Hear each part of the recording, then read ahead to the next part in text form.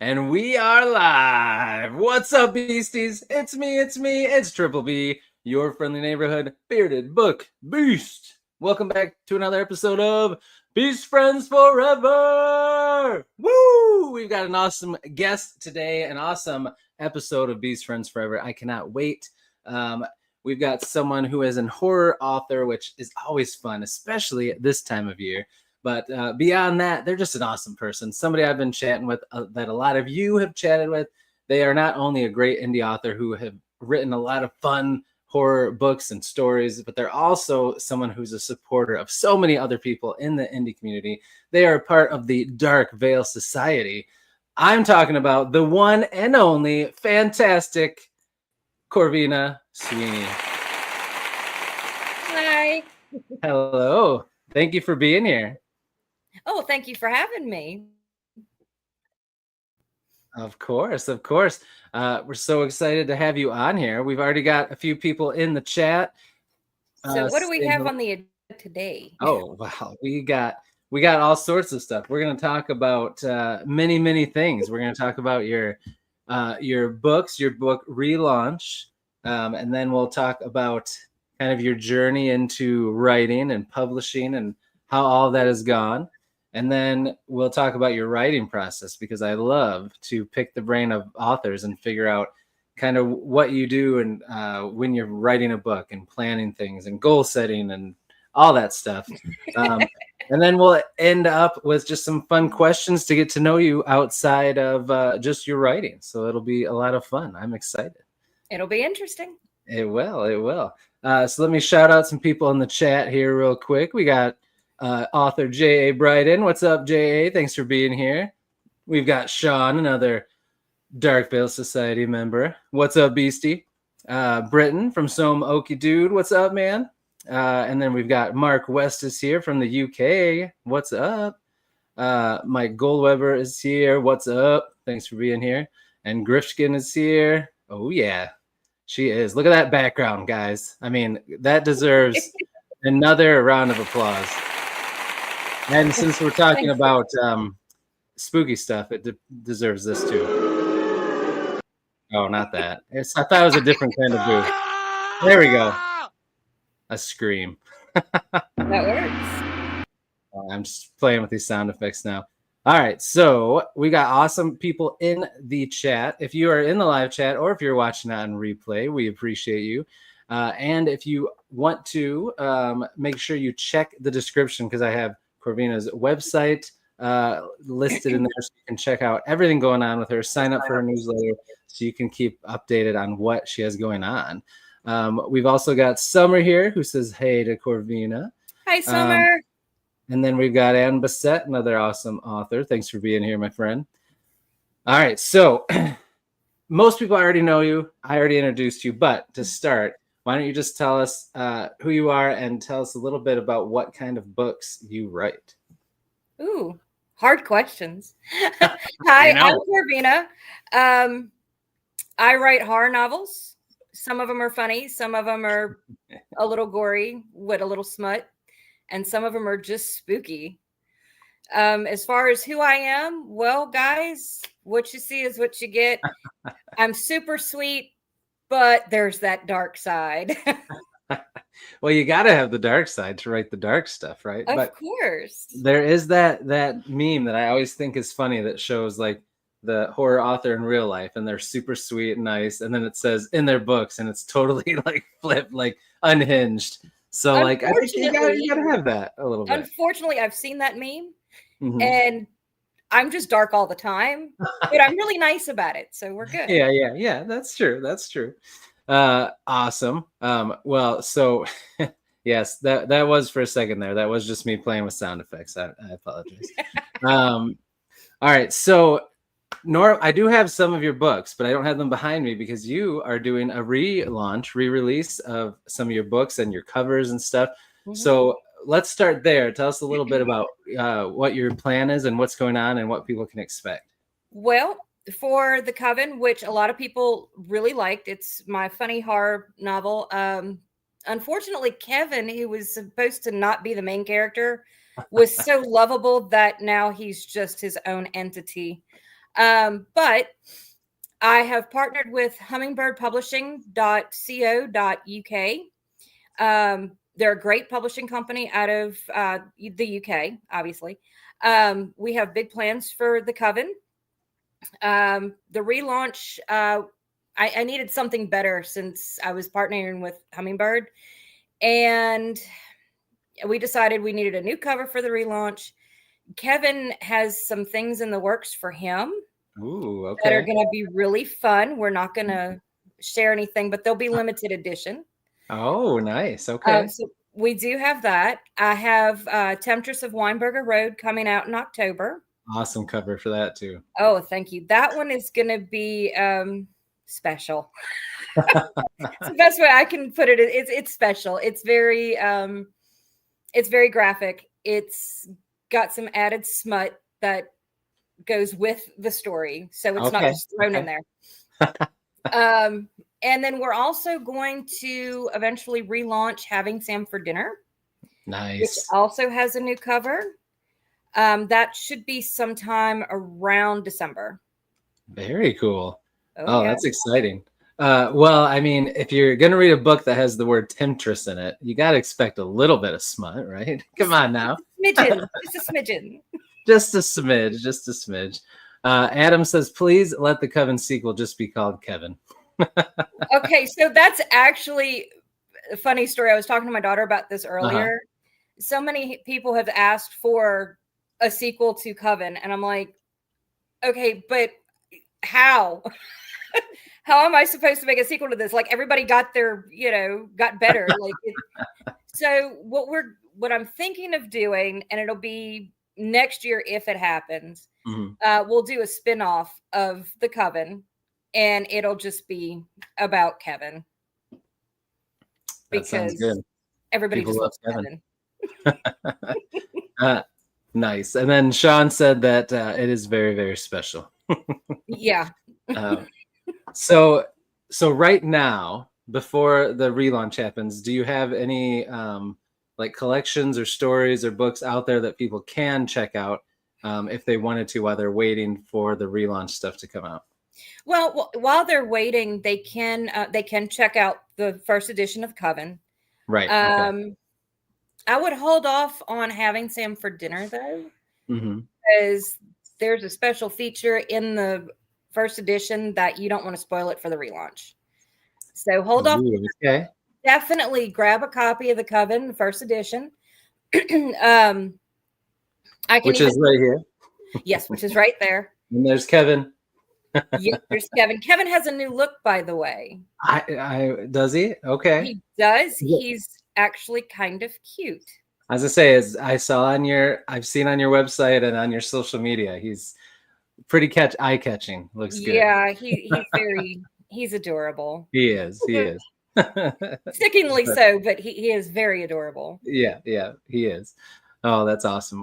We've got another couple people that popped in. We've got Tim McKay. What's up? Thanks for being here. Oh, hey, Tim. And we've got the Thorn Rose Witch who loves the Coven. So there you go.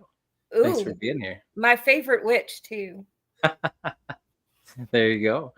Oh, that's awesome. All right. So tell us a little bit about cover-wise. How did you, because I thought your old covers were really cool too, but tell us about how that cover process went versus the new cover process, where originally you were kind of more doing it completely on your own, pretty much figuring things out and what you're going to do, versus now having like a publishing company with you. I still am. I'm still doing them myself. Nice. They look really good. Well, thank you. The one for Coven, I just kind of revamped. It needed purple, and it needed to stand out more. Purple in it. Yeah, it looks really good.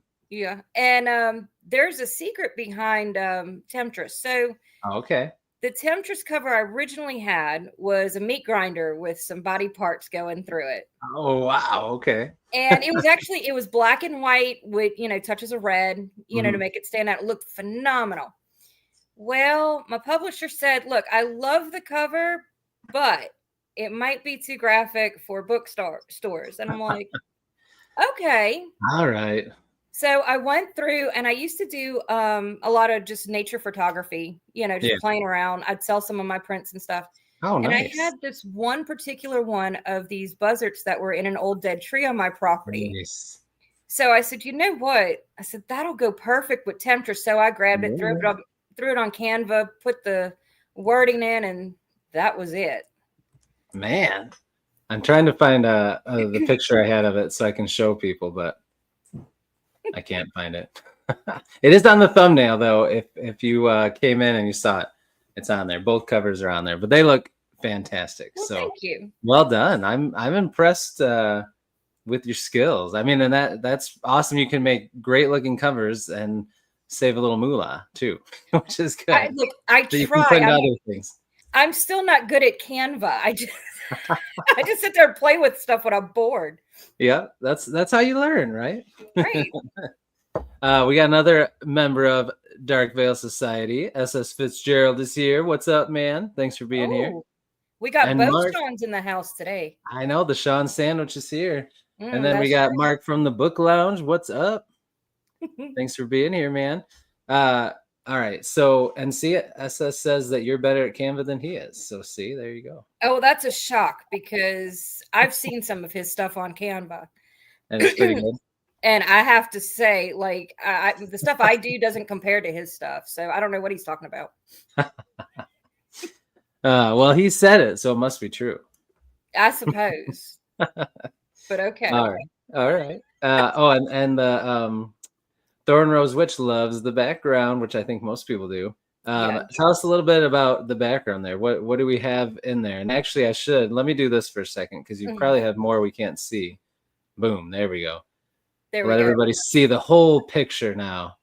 Okay, so in the background, we have my fireplace, my 2 lanterns with candles actually burning in them, my actual human skull. It's a real human skull. It's a teaching skull. A university was getting rid of it. They put it for sale. I snagged it. The rest of it is just some old books that I've had. Well, let's see. One is an old book. The other 2 are boxes that look like books. Brilliant. Let's see. I have my palmistry hand and one of my skeleton clocks that doesn't work. None of the clocks in my house work unless they're digital. I don't know why.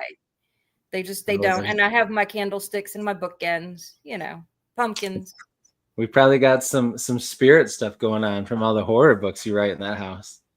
Actually, I probably write horror because of all the spirit stuff that goes on in the house, but it's another subject. Oh, it sets the mood then. Exactly. Right, we're definitely going to circle back to that at some point. Well, that's awesome. Okay, so you've got a lot of cool things coming in the pipeline. You've got a lot of awesome things that have already happened. So let's switch gears a little bit and let's talk about, before we do that, we're going to go back and talk about your author's journey. But first, of course, we have to do some dad jokes. Okay. I know, and it's going to be good because I actually found some spooky ones, some Halloween ones. Oh, good. I had to switch it up. All right, so here we go. Let's see, where's it at? Right here. All right. They're really bad, though. That's how they should be. They should be. Really that is true. That is true. Okay. So, how did the zombie become really good at trick-or-treating? He already had his own costume? That's pretty good, but no. Through dedication. Oh, gee. I should have caught that one. I really should have. All right. Let's see. And where's the other one I like? Some of these are rough, but okay, this one's pretty good. All right. So, how do zombies serve their country? One piece at a time. That's pretty good, but it's in the Marine Corps. Oh Lord. That was pretty bad. I know, isn't it terrible? Oh, most of these are ones that it's like they're way too easy to get, but and yet I'm still not getting them. I know. Oh man. Okay, this one's, I bet you'll get this one. I'll give you an easy one. Let's see if you can get it. What's a skeleton's favorite song? It's a rock and roll song. 3 words. Oh God, and I know it too. And I can't, it's right on the tip of my tongue. Starts with a B. Boneyard Dance. You were close. Bad to the Bone. Oh, that's it. See, I knew it. It's just, you did. You were there. You knew it was something to do with bone. yeah. That's true. That's true. It is 4 words. All right. So I'll give you that one. All right, fine. I said it was 3. All right. Mark's got one for us. Tried a zombie smoothie once. It was a no-brainer. Oh, Nicely done. Nicely done. I love Mark West too, by the way. Well, he's got good dad jokes, so he's all right in my book. He really does. And apparently you can't make mistakes on this show, even when it's your own channel. Yes, I know it's 4 words, Tim. SS and Tim. I tell you. That's true. I'm not good at math. Look, that makes 2 of us. I still think 1 + 1 is 4. So, but that's retail math. That's not regular. Yeah, math. that's right. Yeah, exactly. It is if it's buy one get one free. That's right. All right. So take us back in time. 2 parts to this. Tell us about when you were younger. What got you into horror? Was it movies, TV shows? Did you just always like it? Was it books? And then let us know when you got into writing, and tell us about your journey into deciding, you know what, I'm going to write a book and I'm going to publish it. Just take us through those 2 parts of your journey. Okay. Well, as far as getting into horror, that would be my mother. Oh, nice. I remember, I was about 3 years old, and the first horror movie I actually remember sitting down watching with her was The Exorcist. Okay. Wasn't scared. I was just like, cool. So I mean, back then she used to watch a lot of horror movies. So ever since then, like, horror has just been a thing, and if there's other things that attribute to my love of horror, but for right now, we'll just stick with my mom, because then we'll branch off into other things and it just goes sideways.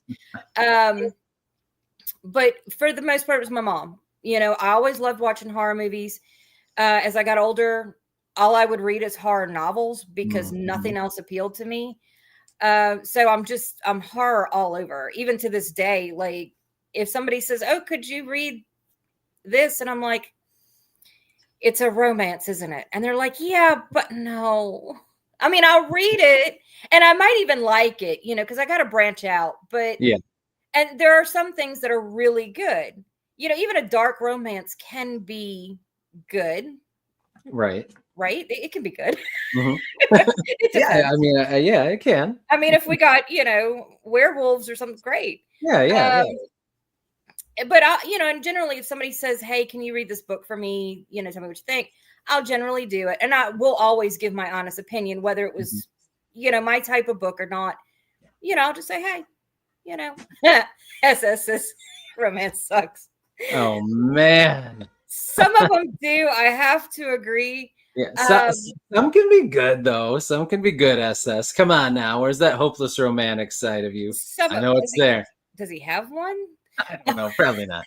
But no, not all. I mean, not all romance is bad, but it gets. If we were talking Hallmark Channel, forget it. Oh yeah, right. I'm not going there. But I will read other stuff, and generally I end up finding that I like it, whether it's romance or fantasy or something like that. I'm like, okay. But yeah, for me, even to this day, like I said, I'm straight horror. Give me a horror movie any day. It better have good acting, but give me a horror movie any day. Give me a horror novel and I'll just eat it up. Oh yeah. As far as my writing journey, that actually started last year. Oh wow. Okay. We were in the process of a transition with my husband and his brother's business. And I was doing work for them. And at some point I just said, I can't do this anymore, but I still need to make a paycheck. So I went from supervisor to still supervisor to supervising from home. We'll put it that way. And my brother-in-law says, "Why don't you write a book?" And I'm like, "Really? Write a book?" He said, "Yeah, write a book." I said, "Okay." Well, I did. And I didn't stop. And I haven't stopped. And it's crazy because when I was a kid, I used to write like little short stories when, when you're little, you always Oh yeah. have that high school angst or whatever, and you're writing something. But I would write those and my teachers loved them. But when I tried later on in life, like as I got older, I just couldn't focus on it, couldn't go anywhere. Nothing was working right. So he just says, "Write a book." And I said, "Oh, okay, I'll go write a book." And so I did. And then here we are. Crazy. So how long did it take you to write that first book? Well, the first book I think printed is only maybe 65 pages. Okay. So more of a short story. Yeah. It took me about a day or two to actually write it and do everything. Yeah. That's pretty quick. Yeah. It's once I get started and I get an idea, I just run with it. That's awesome. And usually I don't stop. Lately, life has been getting in the way. Yeah, good old life has a way of doing that. Pretty much. Yeah. Oh, yeah. Well, that's pretty cool. What do you remember what the first horror book you read was? Oh, I want to say well, no. Okay, so I've read all the scary stories. Okay. Yeah. I read those as a kid. Oh yeah, those are good. But I think as an actual novel, it would have had to either been something by R.L. Stine or Christopher Pike. Oh, nice. Yep, I read both of those a lot. Yeah. Yeah, they were so good. Oh yeah, they were really good. I agree. Mike Molman is in here, another awesome author and booktuber. What's up, Mike? Thanks for being here. Hi, Mike. Glad you snuck out too, man. All right, so that's pretty awesome. Now, when you got that done and you kept going, were you right away thinking the whole time indie? Is that the way you were going to go, or did you ever think about trying to go traditional or looking into that at all? I didn't. Well, I started off as indie.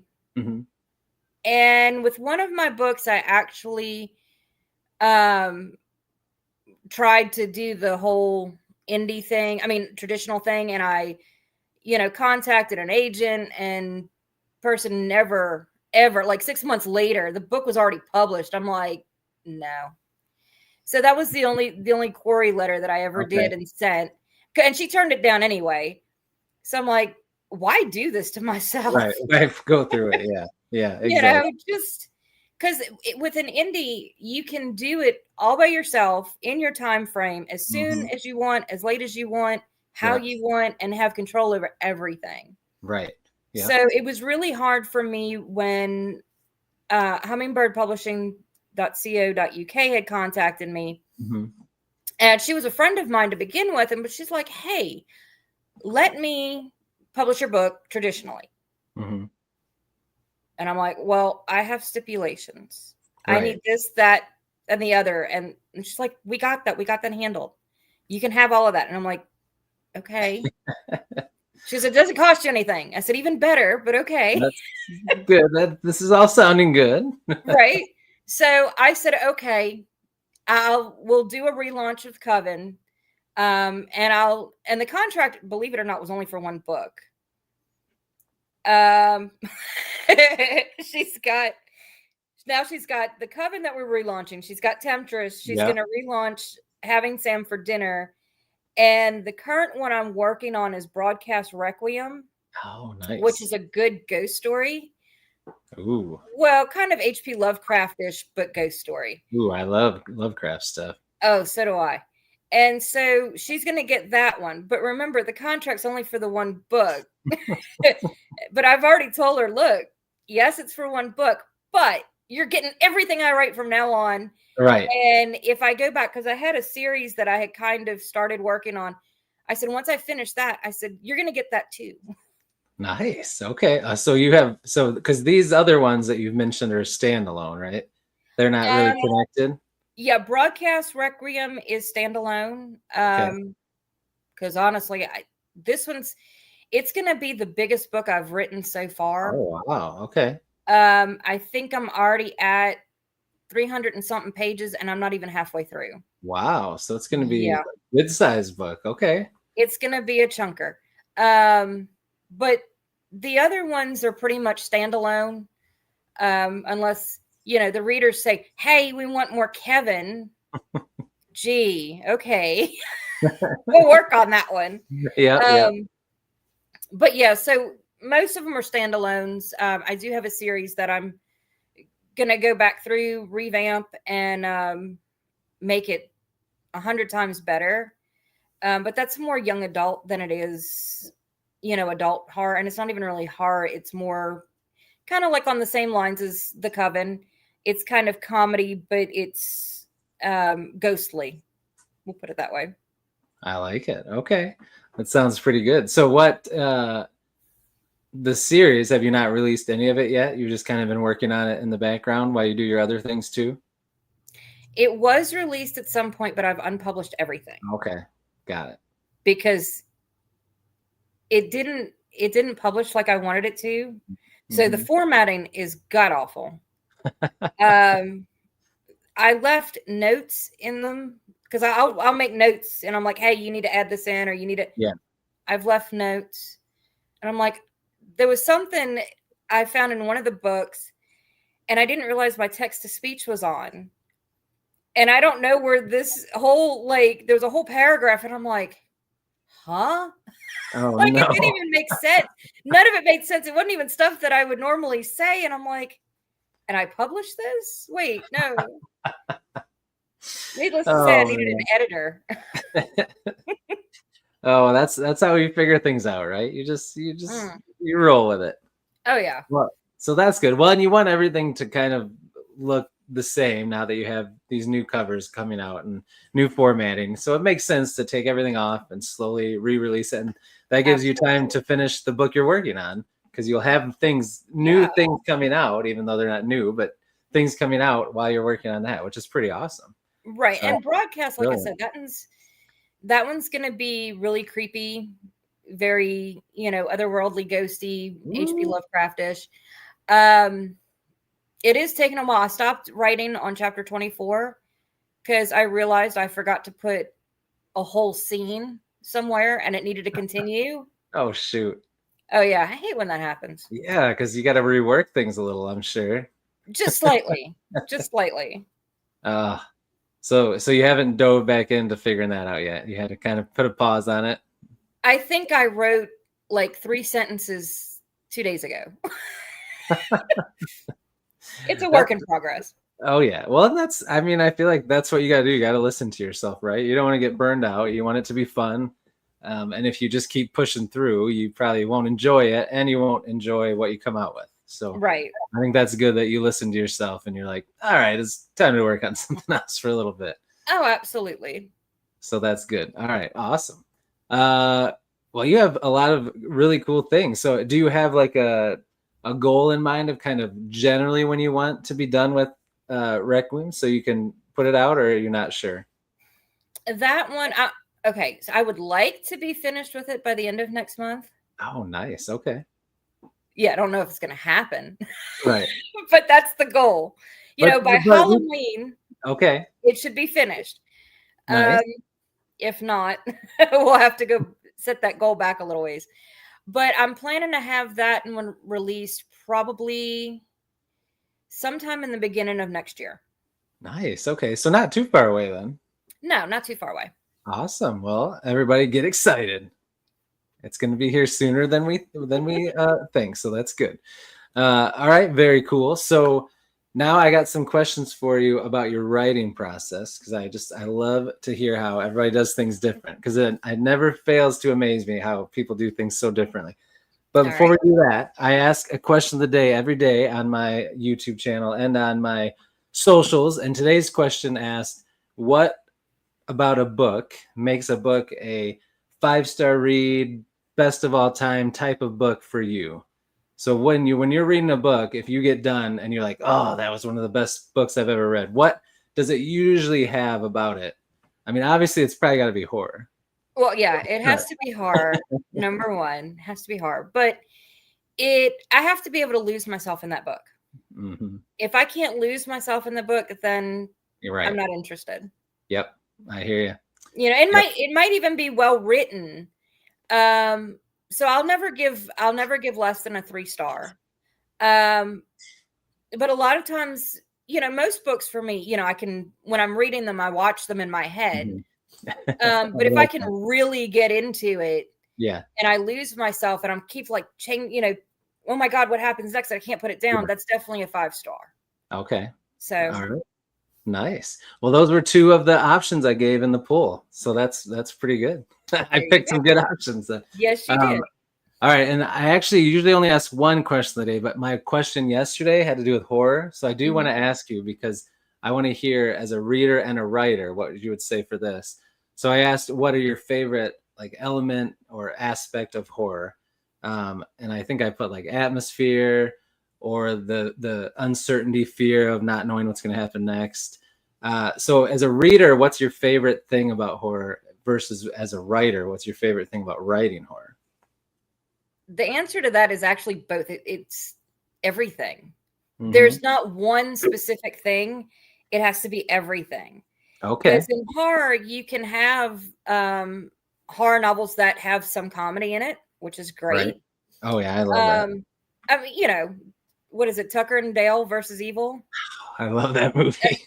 Best movie ever, right? It's so good. Yeah. It's hilarious. You have fear, you have comedy, you have blood, you have like everything. Oh yeah, it's so good.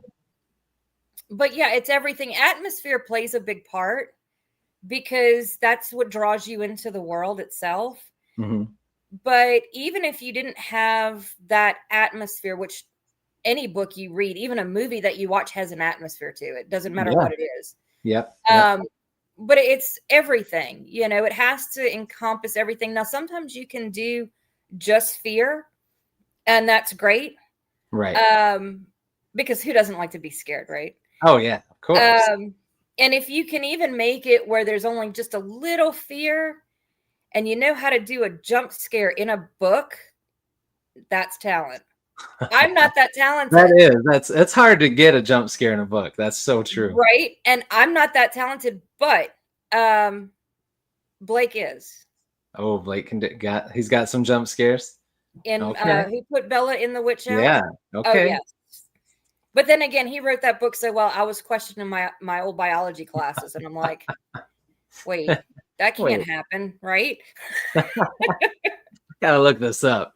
You had to get the skull and see. Well, it was something about something that happens to the body and I'm like, wait, because he made it so believable.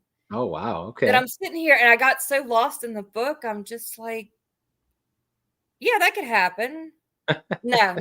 It really kind of can't. No. Well, that's always good in a book, when you can suspend your belief, right? Right. To go along with the story. That they're doing something right then. That's good. Yeah, and he actually does an amazing job with Bella. If y'all haven't read it, please pick it up and read it. Yeah. But yeah, he's got a jump scare in there. And I'd never seen a jump scare in a horror novel before, ever. That's usually saved for movies. And I'm like, how in the world did you write a jump scare? Yeah, that's crazy. Yeah, I don't think I've ever read a book that had like a good jump scare in it. So I'm excited to pick his up then. I haven't. I'm going to read it soon. So I'll see if it gets me. Let's see. We have Bruce's Paranormal and Coffee. I love that name. Oh, hi, Bruce. Says he can't wait until your relaunch of your book. I think we're all excited for that. All right. So I gotta say this. Mark said he got a scare when he opened a package that you sent him. I think I know what package that is. I gotta say, one of my favorite pins I have was from you with the package you sent me. The sweet the bone pens. Yes. I love it. It's a fun one. I love that one. All right, so writing process. So first question I have for you is, for writing, you know, there's the spectrum of, on one side you have a pantser who just sits down and writes, doesn't outline, doesn't plan, doesn't do anything, versus a plotter who plots everything, doesn't stray away from the outline, and everything has to be planned ahead of time. Where do you fall on that? Are you towards one side or the other? Are you all the way to one side or the other? Are you in the middle? Has it changed from book to book? Where do you fall with that? Oh, I am such a pantser. I'm probably the definition thereof. Like, I've tried. Look, I have tried to outline. It doesn't work. Yeah. My outline, I'll write it down. I'm like, okay, this is a good idea. And then before I know it, the outline's out the window. It's all different. Oh, yeah. So, no, total pantser. I'll get an idea in my head. And I'm like, ooh, that's a good idea. And it'll stick. And I'm like, all right, no, we got to write this. We got to write this. We got to write this. Yeah. And then I'll start writing. Now, I'll make notes as I go because my memory's not that good. Right. And it's just easier for me to write down like, okay, this is the character. This is what this person's done. This is what this other person's done. But it's as we go. Okay. I like that. Now, have you then had where you start writing and you think you know where it's going and the story completely changes on you? Or characters, what happens to them, or how big of a role they play? Has any of that changed as you've gone along, or does it usually stay pretty close to your mindset going in for the story? It pretty much stays close to the mindset of what I want to happen. Okay. Every now and then I'll throw in a character that I'm like, we needed that. I needed another kill. Yeah. So here we are. We're sticking you in there, and we're gonna just kill you off in a minute. You always need more fodder in horror books, right? Exactly. That's for sure. Okay, very cool. All right, if you are hard at work, like right now, you're working on your book, your current project. Mm-hmm. So when you're working on it, you kind of want to be done, in the next couple of months. Do you set like daily or weekly or monthly goals? Do you just try to write every day? How do you do that so that you don't put too much pressure on yourself, but you make sure you get to your end goal? I actually try not to set any goals for myself. It makes it so much easier. Yeah. But no, I try to write every day. Some days and weeks it doesn't happen. It's just there's other stuff going on, or I don't have the mental energy to do it. Other than that, though, I try to write every day. If I'm not writing, I'm thinking, how could this go and how could that go?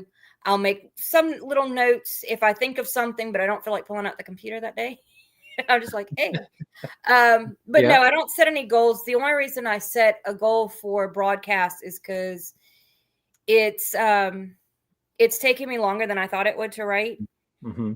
And I want to make sure I have it out by next year. And in the meantime, I have other ideas to start on other stuff. Okay. That's true. That's good. All right. Awesome. Now, the other side of that is when you are writing, are you a creature of habit where you like to write at the same time of day, in the same place? Or does that it depends on the day? You'll write anywhere at any time just to get your writing in? It has to be morning. If I don't start as soon as I get up and take the dogs out in the morning. Yeah. If I don't start then, it doesn't get started. Like I'll do a couple of posts or something on X, my good morning post or whatever. Oh yeah. But if I don't start right after that, then there's no writing being done usually. Yeah. That's fair. That's fair. My writing spot is usually my couch lately. So nice. Okay. Do you have like one of those lap desk things? No, I have a TV tray. Oh, nice. And I have my, I have the TV tray. I got everything set up on. I have the couch. A little desk. I love it. Yeah. And it works. I have everything I need. The kitchen's right there. There's snacks. Yeah. Oh, yeah. And you're in comfy seating. That seems pretty good to me. Right. Except for, I'm up here like this trying to type. But it's probably not super comfortable with your arms. That's true. No. So then do you have like the TV on when you write or music or anything? Or do you have everything off when you write? Usually it's just silence.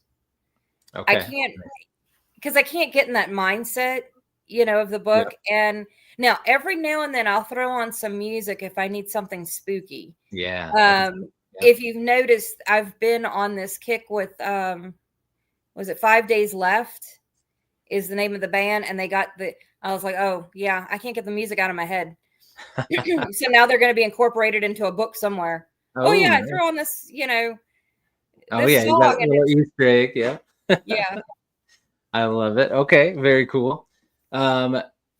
Next question with, all the different books and stories you've wrote, have you done like different POVs? Like, have you done first or third, multi-BOV, dual? Have you done different things? Do you have one that you really like to stick with?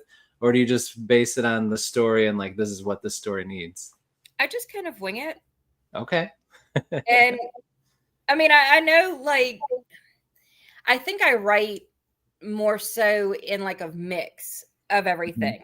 Okay. Because like with Coven, it was, you had somewhat of a more first person point of view where things were, but it kind of bordered line that third person point of view. And even like some of the other books, you'll have almost like a narration feel to it. Okay. But so I'm all over the place. That's good though. I think it's fun to have different different feel to everything, even from the same author. So I think that's cool that you do different things. Another question I'm always interested in, and I usually forget to ask, so I'm glad I remembered to ask you this, is when you're writing, are you someone that just keeps going, like you just keep writing, get it all, dump it all out, get it in there, and then you go back and kind of self-edit a little bit? Or are you somebody that like writes the paragraph or writes a page and then you go back and read it all again to make sure it's good before you go on? Oh boy. A little of both. Okay. A little of both.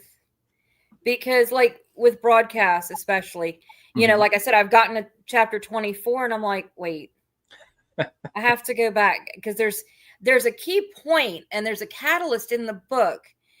And the problem is I forgot to sort of add it. Like it's sort of mentioned briefly, but nothing happened. Like, so you're not getting the feel that this is what's like, there's something with this that happens later and you need to know. So I was like, well, crap, now I got to go back and rewrite it. Yeah, got to go back and change it. Dang it. So yeah, it depends sometimes. And sometimes if I don't like with Temptress, I think I write that thing like 4 or 5 times. Oh, wow. Okay. Like I would get to a certain chapter and I'm like, no, I hate this. And that one really tried my patience, that whole book, because man, really? I would get to chapter 15 and I'm like, this sucks. Like, because there's this one character and when it comes out, you'll understand. She has no friends. She has like no life. It's like, how do you write that character? I mean, so I had to go back and like figure out a way to make her more interesting. Yeah. Because she is integral to everything that goes on. But she has no life. Oh, geez. Like, that is kind of hard to write. Right? It's like writing about me. And I'm like, wait, I have no life. I stare at four walls a day. On occasion, I leave the house. Right. But I don't do anything. Hey, you are a horror author. That's already super interesting. Yeah, so, well, okay. I'll give you that. There. And look behind you. Come on now. You write yourself. Yeah, pretty much. That's awesome. Okay. Last one in this area, but I don't know, I guess with horror, you kind of probably have to look up some things. I'm always interested how people do research, because nowadays, like with Google, you can Google a lot of stuff, but some people still have people in their real life that are experts on things. So are there people that you reach out to with any questions about anything in your books, or has all your research pretty much just been Google? Okay, I've only had to research one thing. I'd say there's probably not a ton you have to in horror, but no. Okay. Maybe some body things. If no. And I'm going to tell you why. So I grew up. My parents, like my mom and my biological father, were both X-ray techs. I grew up in. Shoot, you have your research ingrained already. Right, it's already there. And I did originally go to school for radiology. Wow, I didn't go all the way through with that. I went a different route, but still medical field. So I still had, I knew all the biology stuff. I can identify bones, or at least I used to, just by looking at them. Wow. Animal bones are a lot harder, though. Oh, yeah. That's a little different. Yeah. But I mean, I've always watched like horror novels. I mean, horror movies and read Oh, horror yeah. novels, and I've true crime is a great thing. You know, I used to Oh, watch yeah. the autopsy shows. Oh, So yeah. all of this stuff, I mean, I'm learning the whole time, and poisons is a favorite. So, you know, I know all my poisons. That probably I shouldn't say that. Wow. I no longer have an alibi. Hang on, wait. I know this is on the interwebs forever now. You Right? better not, but don't poison anybody. They'll use No, this as well, I evidence. can't now. It's right here. But you knew about poisons, you know, 5 years ago. Yeah. Okay. So anyway, just the basic ones. Yeah, Anyway, yeah. Nothing crazy. so a lot of it I already knew, but for Temptress, I had to look up how to make leather. Sort of. Oh, Like how okay. to, you know, you kill a deer, Yeah. skin them and Yeah, you turn the I wouldn't hides. know how to do that either. Yeah, I would have to look Yeah. that up. I mean, I knew like some of it because I Right. used to watch there was something was it Mountain Men or something like that. Oh, with Morrison? yeah. And the I old know. guy used to do the skins. That's right. Yep. So Yeah. I knew some of that stuff, but I had to like really like research it. And then the only other thing, there's a part in Temptress where she ties the guy down. Mm-hmm. And my friend Moira Ash, who also writes horror, she's like, but wait, he can still move. And I'm like, all right. So I got some cord out and I'm like, hey, husband, come here. That's awesome. And he's laying, it was perfect because he's laying in bed. And I said, now look, so I'm going to put this over you. And I kind of tried to say, can you move your shoulders? And he's like, no. And I said, good. It's going in the story. Oh, that's awesome. That's the best way to make sure you're writing something realistic is to do it yourself, which probably always isn't a good idea in horror books. But in that instance, it was safe. It was okay. Oh, that's awesome. Okay, very cool. I don't think I've had anybody on that had so much background knowledge of what they write already. That's pretty cool. That's awesome. I mean, I That's read all for a reason, so you could write these awesome books. Right? I wish I had more research to do because I like researching things, but it's just not there yet. It's just there. Someday something's going to come along that you're going to have to do some research for. Yeah. Oh, and I did have to wait. That was the other thing too. I had to research Blood Eagle. Oh. And how to do it. Okay. Yeah. Well, there you go. Yeah, my assigned FBI agent just says, "Oh God, what is she up to now?" Yeah. They're making a list right now. Oh, I'm sure. And it's a long list. It's a long list. All right. So nicely done. Great answers to all those questions. So the last thing we're going to do in a minute is I just have some questions, some fun ones to get to know you outside of writing. But first, we're going to play a little game called 1 Minute Mysteries and see if you in the chat can solve this mystery in 1 minute. All right. Okay. Or longer. They're just called 1 minute mysteries. You don't have to do it in a minute. All right. So let's see. Where's the one I wanted to do? That one was yesterday. Hold on. I tell you. It was right here, and now it's gone. Oh, here it is. Okay. So, are you ready? I think so. All right. Chat, feel free to help out. All right. So, Bob and Carol and Ted and Alice. So, Bob, Carol, Ted, Alice all live in the same house. Bob and Carol go out to a movie. When they return, Alice is lying dead on the floor in a puddle of water and glass. It's obvious that Ted killed her, but Ted is not punished or prosecuted. So why would that be? What are your thoughts? She slipped and fell, like she broke the glass, slipped and fell in the water, hit her head, and died. So it was accidental. That is pretty good. That would be a great answer if this wasn't just a really dumb mystery thing. So I'll give you a hint. They're not all human. Oh. Ted's a dog. The dog did it. Close. He's a rabbit. Well, Alice is in a puddle of water and glass. So what do you think she might be? Oh, so Ted's not the dog. Okay, so she's the dog. Well, she's the dead one in the glass and water. Oh, she's a goldfish. Hey, and then Ted would be a cat. Hey, there you go. There we go. Nicely done. And people in the chat, you guys just piped up too and got it. So good job, everybody. These ones are not my favorite because they're not, I don't know. I feel like they don't give you enough clues to make it super obvious. But still, it was all right. It was all right. Good job. Good job. Thank you. All right. So we're going to start off with an easy one. What is your favorite color? That is so difficult.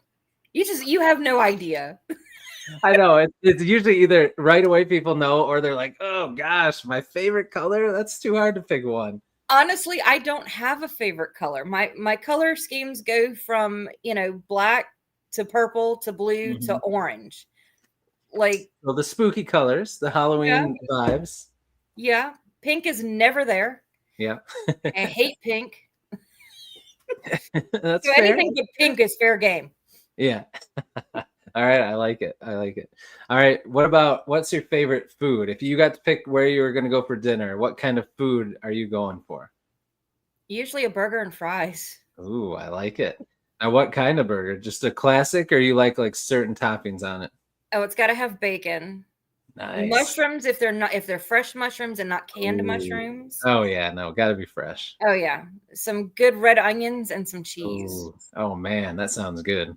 All right, now what kind of fries do you like? Do you like steak fries or do you like the seasoned fries? Fries are fries. I'm good as long as they're French fries. True. As long as you got. Do you dip them in ketchup or you have them without dip? Oh well, okay. Another complicated question here. It depends on where the fries are from. Okay. So if there's a system. If there's McDonald's fries, they're plain. Okay. Yeah. Wendy's is usually Wendy's can either go ketchup or sweet and sour sauce. Ooh, okay. Burger King is always sweet and sour sauce. Okay. If it's like a seafood restaurant, usually it's tartar sauce. Oh wow, okay. Sometimes cocktail sauce. Oh. If it's Bojangles, because we just got a Bojangles here, then it's the peach pepper sauce. Ooh, okay. So, yeah, there's a whole method to my madness here. Now the sweet and sour, is that from that restaurant or do you have your own sweet and sour? Okay. No, it has to be from that restaurant, otherwise it doesn't taste right. Right. I love it. That's awesome. Okay, very good. All right.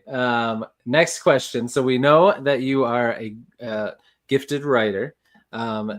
What is maybe a talent or a hobby that you have that we don't know about yet? Ooh, I have several. Ooh, all right. Okay, so I'm an herbalist. Okay, that's cool. Hence all the poisons. I'm wondering.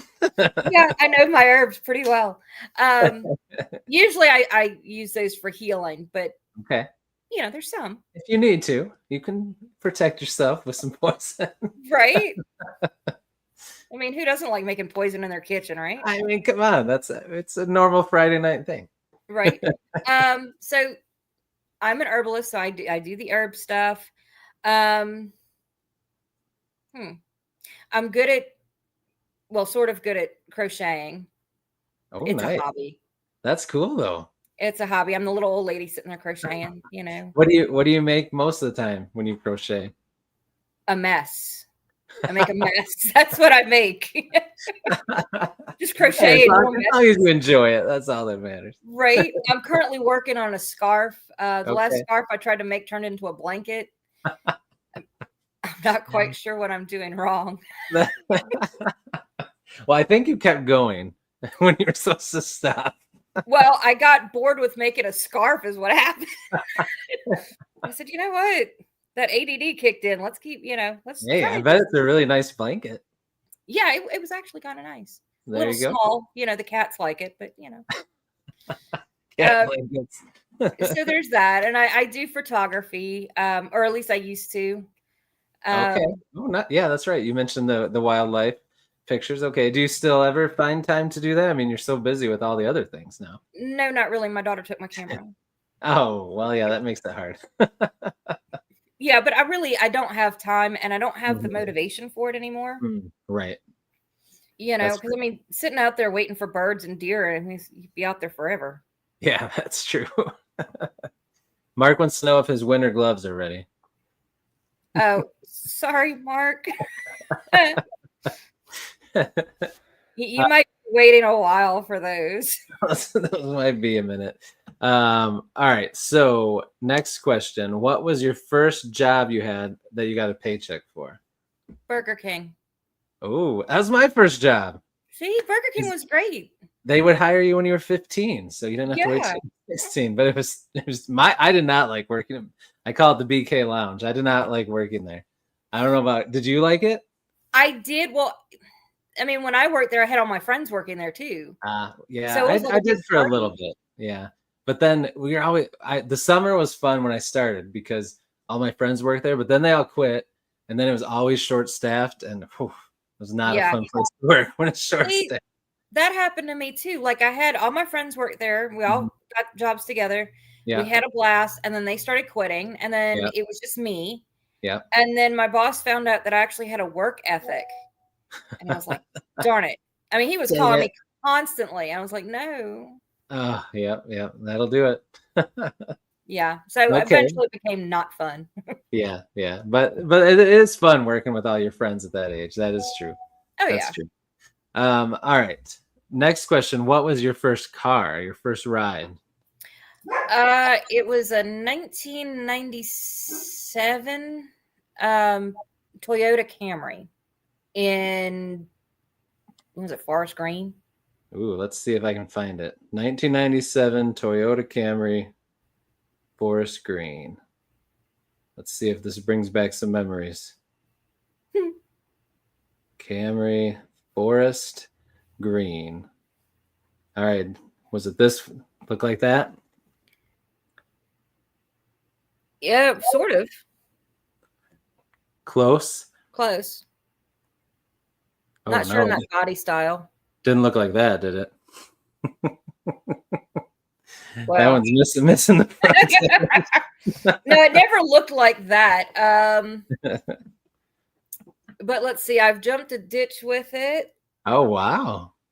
On On purpose or on accident? On accident. I had friends in the car, and we went airborne. I wasn't even speeding. Oh. That was interesting. I hit the brakes midair. I don't know Man. why. We just kind of landed, but I didn't roll, which was a good thing because I would have. That is good. Oh yeah. Let's see. So we had that. My mom actually ran over my foot in that car. Ooh, ouch. It, You break some bones? no, it didn't even hurt. Oh wow. Well, Really? it was the back tires. Yeah.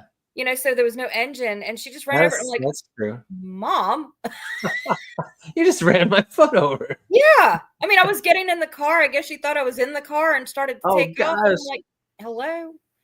I messed with her the rest of the night. I was like, my foot looks a little flat, Mom. Oh yeah, yeah. I'm sure you soaked that one up. I would. I did. But it didn't hurt. Nothing was broken. I'm just like, I can't believe you ran over my foot. That's funny. Oh wow. All right. Next question. What are some of your favorite movies or TV shows through the years or recently that you've watched? Oh, let's see. There's a movie called The Deep House. Okay. I really like that one. It gives me anxiety. It's about this house that these two divers go to explore, and it's haunted, and it's underwater. Oh, that's a terrifying combination. Right? So I'm like, but it's a great movie. I like that one. Okay. Pumpkinhead and The Fog and Hellraiser. All of those are my classic go-tos. Those are good. I still watch Alfred Hitchcock Presents when it comes on. Nice. Because it's Alfred Hitchcock. Oh, yeah. You can't. I love the new show Ghosts. Ghosts is great. I haven't heard of that one. You haven't heard of Ghosts? No. Oh my What god. does it come on? One of the, I think 8 or 6. So it's on regular TV? It's on regular TV, but you Okay. can get all the Cool. seasons on Paramount. All right. I'll have to check it out. It's hilarious. You'll love it. Okay. But there's that one. And I actually got into by accident. My husband's fault. I blame him. Oh, man. He got me hooked on Landman, and we binge watched 1923, 1883, and the whole Yellowstone series. Nice. I want to watch those. I have not yet. 1883 is very slow. Okay. It's good, but it's extremely slow. Yeah. 1923 is phenomenal. Yellowstone is good. I hated Beth. I hated her with a passion. Like I couldn't stand her. But the more you watch, the more you understand her. Okay. And I was like, oh crap, I'm Beth. Like, because I'm looking at the personality and I'm like, I do that. That's, oh shit. You're like, dang it, I'm too close to that one. Right. That's funny. Grifkin likes Landman that you mentioned. He said it is so good. So there you go. All right, cool. Did you ever get, I know, did you see the other thing he said? Yeah, why does my foot say Michelin? I like that. All right, he's always quick with the quips. Did you ever at any point get into video games? Like any survival horror or horror? There's a lot of cool horror video games. I did, not like avidly get into it, but like I've played, all the Resident Evils when they first came out. I think after like the 4th one, it got boring, Yeah. They kind of switched gears a little. They were less survival horror and a little more action. Right. I played both Silent Hills. There was Silent Hill 1 and 2. I played those. I played more recently Dante's Inferno. Oh, nice. It was good. My favorite one is Primal. It came out, God, my kid was a kid. So it's been about 13 or so years since Primal was out. Yeah. That one's still my favorite. Okay. It's kind of gothic-y and just, it's a really good one. Okay. What was the other ones? Oh, and something called Slash House or something like that. Oh, Slaughterhouse? Slaughterhouse, that's it. Yeah, I remember that one. Yeah, I got hooked on it, and the problem was with the copy that I had, I get to a certain part in the video, and it would just lock up, and you couldn't get past it. Oh, I hate that. Right? That is a bummer. Well, that's you're gonna have to have your husband find it so you can get past that point. Find you a new one that doesn't break all the time. Maybe. I don't have time to play them anymore. I know. Me neither. I love video games, but I haven't played for so long. It's just how it goes. You only have so much time in the day. Well, my problem is I would sit there and play like with Dante's Inferno. I think I started at 6 a.m, which is an unusual time for me to wake up. And then I played it all the way until I passed out at somewhere around 1, 2 o'clock in the morning. Oh, wow. Yeah, that would be a little deterrent to your writing then. Yeah, it would be. It would suck. Oh, I'm sure that was a blast while you were playing it, though. That's pretty fun. It was. I like all the 24 hours straight almost. Almost. I mean, there's, bathroom breaks. Yeah. Oh, yeah. And that's food breaks. But I get too into them sometimes when they're really good. So. Yeah, me too. I get that. All right. So let's bring it back to books. What was the last book that you read? Well, the last completed book I read was Sinner's Pass. Ooh, okay. By our friend SS in here. Cool. Very nice. And then obviously you recommend all the Dark Veil Society books. All their books are awesome. They're all awesome people. But what would be another hidden gem book, indie or traditionally published, that you don't hear people talk about enough that you would recommend to people? Practically anything by Bentley Little or Edward Lee. Oh, Edward Lee. I've heard of Bentley Little. I haven't heard of Edward Lee. I'll have to look him up. Ooh, Edward Lee. He has a whole. Now it's been a while, but he had the whole Inferno series. Oh, okay. It's definitely different. Like the rape clinic isn't what you think. Okay. It's where you go to get raped, you know. But oh man. Those three books kind of pretty much took place in hell. So oh wow. Okay, that sounds pretty interesting. Yeah, it actually is. They were very well written. He did a marvelous job on creating the whole world to where you could actually, felt like you were in hell while you were reading this. And it was like the stuff that he would come up with. And I'm like, who are you? What have you been smoking? Right. I know. How do you come up with this twisted stuff? Right? Okay. Well, I like really twisted stuff. So I'll definitely check that one out. That's pretty cool. Okay. Got it. We had some people pop in here a little bit ago. We got Jasper Renwick here. What's up, man? Thanks for being here. Another Dark Veil Society member, Jose. What's up, Jose? Hey, Jose. Timothy Wolf, another awesome indie author. What's up? All right. So it's already been over an hour. So we'll wrap it up here. This flew by, Corvina. This was a lot of fun. It really did. I had a blast. So in a minute, I'll give you the floor so you can shout out anything you want before we head off here. But thank you for coming on. It was a blast. I loved having you on. I'm excited for all the things that you have coming in the pipeline, the relaunch, the book you're working on, and everything else to come. And anytime you want to come on again just to hang out and chat, or if you have a new project you want to talk about, I'm always here. Just reach out, and I'd love to have you back on anytime. Oh, that sounds like fun because I'd like to do this again and longer. Yeah, there we go. I agree. All right. So everybody in the chat, you guys were awesome. Thank you so much for being here. If you're watching this on replay, thank you as well. And be sure to check the description for Corvina's website so you can get all the info. In her website, you can sign up for a newsletter so you can keep in touch with all the things that she has going on. Here we go. And Trinity Cunningham's here. Thanks for being here and lingering. All right. So, Corvina, the floor is yours. Share anything you would like before we head off. Well, I'd like to thank everybody for coming out. Even if I didn't get to say hi to you right when you popped in, hello. I'm glad you were here supporting. If you get your chance to grab DVS books, please do check them out. Can't go wrong with the DVS horror. They're all over the place. They're fantastic authors. Grab their books. I know a couple of them have some coming out soon.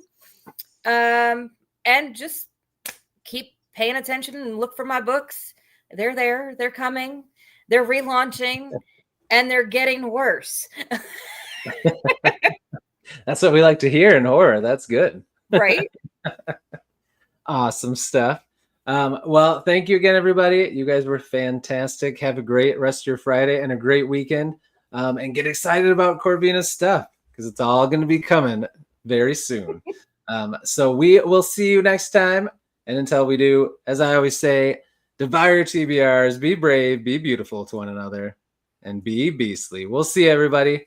Take it easy.